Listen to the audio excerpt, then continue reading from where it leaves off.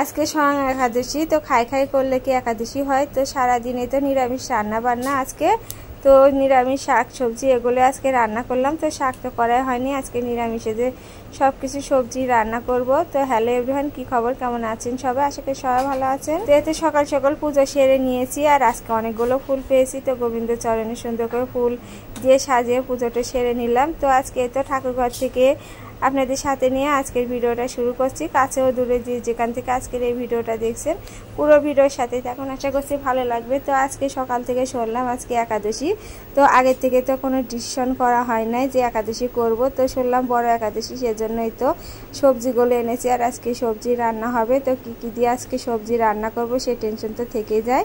আর একাদশীর দিনে সবজি ফল, বড় একাদশী এগুলোই তো খেতে হয়। তো আজকে তো রান্না করা সবজি তো খাবো না, শুধু ফল জল এগুলোই খাওয়া হবে।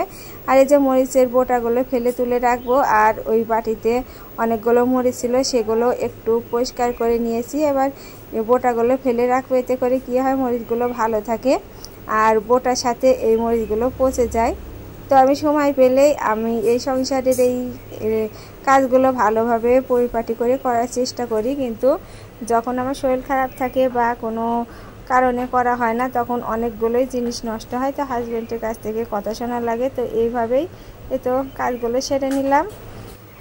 তো এদিকে সব কিছু গোছগাছ করে নিয়ে আজকে এতে কি কি রান্না করব, তো সে টেনশন তো করছি যে কি রান্না করা যায়। তো ডাল রান্না করলে আবার কালকেও ডাল রান্না করতে হবে, যেহেতু কালকে আবার দ্বাদশী আর বৃহস্পতিবার তো এমনিতেই নিরামিষ খাওয়া হয়। তো কি রান্না করব এই ভাবনা নিয়ে তো সব ঠিকঠাক করে নিচ্ছি। তো ভাবলাম একটু আলু আর পটল দিয়ে একটু তরকারি করি। আর একাদশীর দিনে তো পটল খেতে হয় না, কিন্তু যারা একাদশী করে তারা তো খায় না, কিন্তু যারা একাদশী করবে না তো তাদের জন্য একটু এই সবজিটা কেটে নিচ্ছি।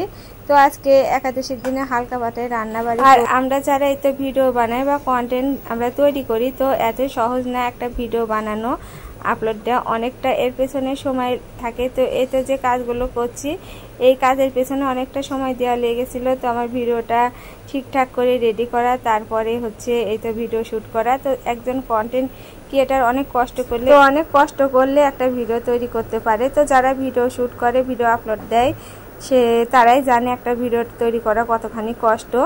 তো এই তো কথা বলতে বলতে আমি এই সবজিগুলো কেটে নিচ্ছি। এই তো বললাম আলু আর পটল দিয়ে একটু তরকারি করব।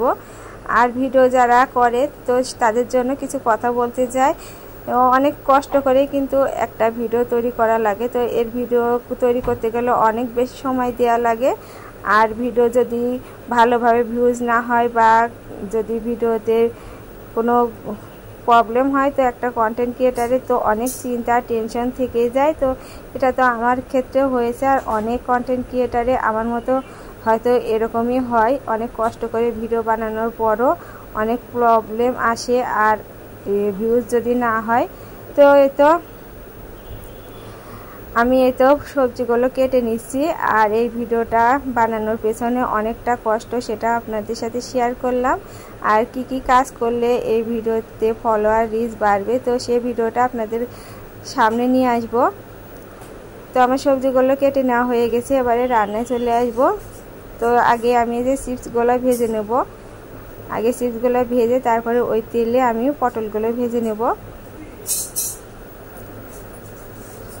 তো এই তো ছোট ছোট করে পটলগুলো কেটেছি, এইভাবে পটলটা রান্না করব। আর এদিকে পটল রান্না ভাজা করা হয়ে গেছে, এবারে যে আলু আর পটল যে তরকারিটা করব সেটা তুলে দিয়েছি। তো আমার আজকে ভিডিওটা কেমন লাগলো কমেন্টে জানাবেন, এবং আমার চ্যানেলটিকে লাইক এবং ফলো করে দেবেন, এবং আমার ভিডিওটি কেমন লাগছে কমেন্টে জানিয়ে দেবেন। তো এই ছিল আজকের ভিডিও, পরবর্তী ভিডিও দেখার অনুরোধ জানিয়ে এখানেই শেষ করছি আজকের ভিডিওটি। তো এতে পটল ভাজা হয়ে গেছে,